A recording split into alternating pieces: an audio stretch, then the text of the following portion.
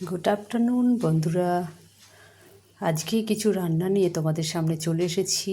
আজকে মাংস রান্না করব, ডাল করব, আলু ভাজা করব। তার জন্য যে জোগাড়গুলো করে নিয়েছি সেগুলো দেখাতেই চলে এলাম।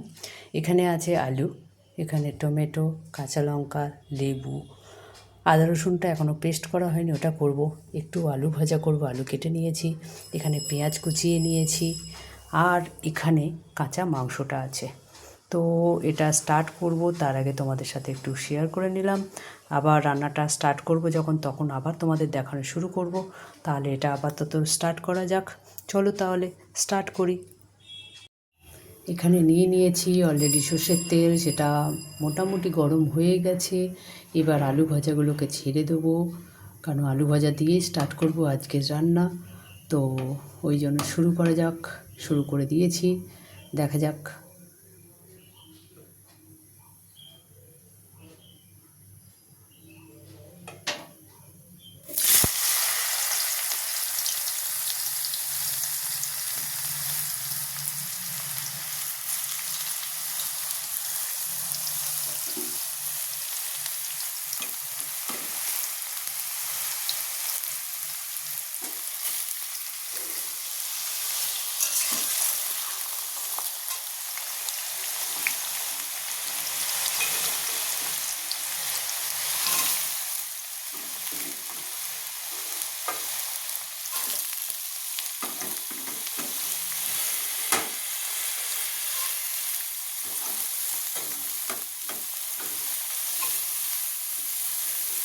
দিয়ে আমি একটু কড়া কড়া করে একটু লাল লাল করে ভাজি, কারণ ওটা আমাদের পছন্দ, আমরা ওরমভাবেই খাই। তো সবার হয়তো একই রকম হয়তো পছন্দ নাও হতে পারে, বাট আমরা একটুখানি এরকম লাল লাল করে করেই খাই। তেল জ্বলে গেছে, এবার কিছুটা পেঁয়াজ দিয়ে দেবো এর মধ্যে।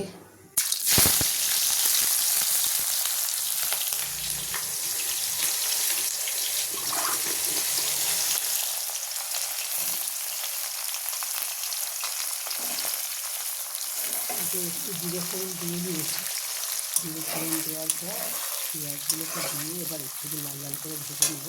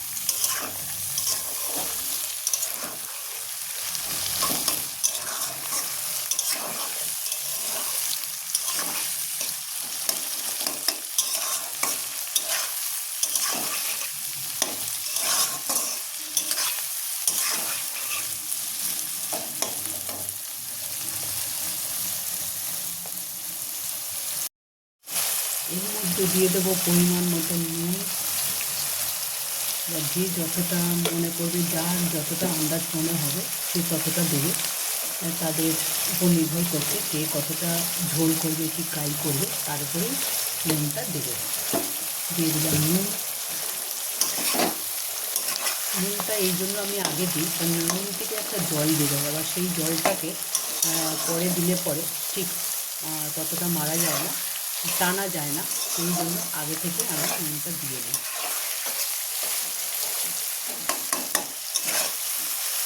এবার এগুলোকে একটু লাল লাল করে ভেজে নেব।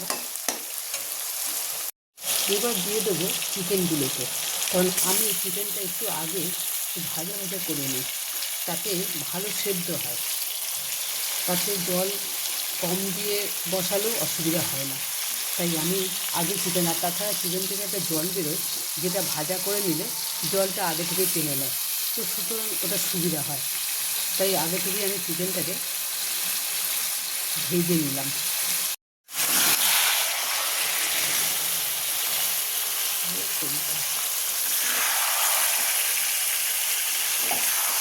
এখানে হলুদ দিয়েছি, নুন দিয়েছি, একটু চিনি দিয়েছি, আর চিকেনগুলোকে ভাজি টমেটো দিয়েছি। এবার চিকেনগুলো থেকে জল বেরোবে, তাই একটু ভাজা ভাজা করে নেবো। এবার আদা রসুনের পেস্ট দিয়ে দেবো।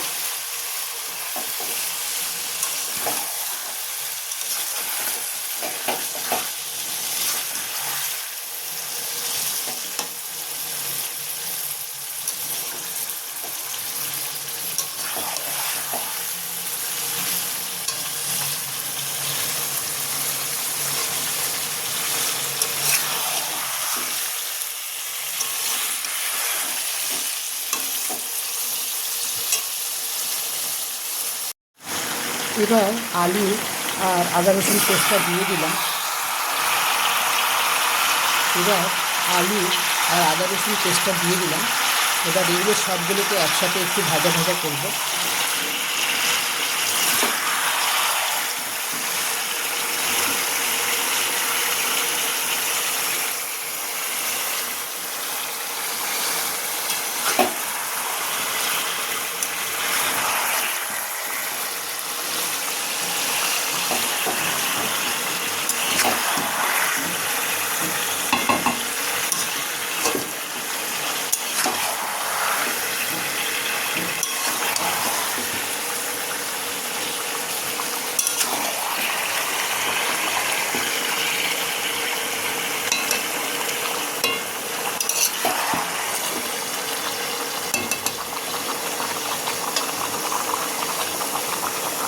এগুলোকে একটু ভালো করে ভেজে নেবো, একটু লাল লাল করে।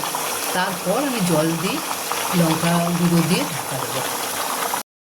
এবার পুরো রান্নাটা কমপ্লিট হয়ে গেছে, তোমাদের সামনে নিয়ে চলে এসেছি। তোমাদের কষা পর্যন্ত দেখিয়েছি। এবার শুরু করি।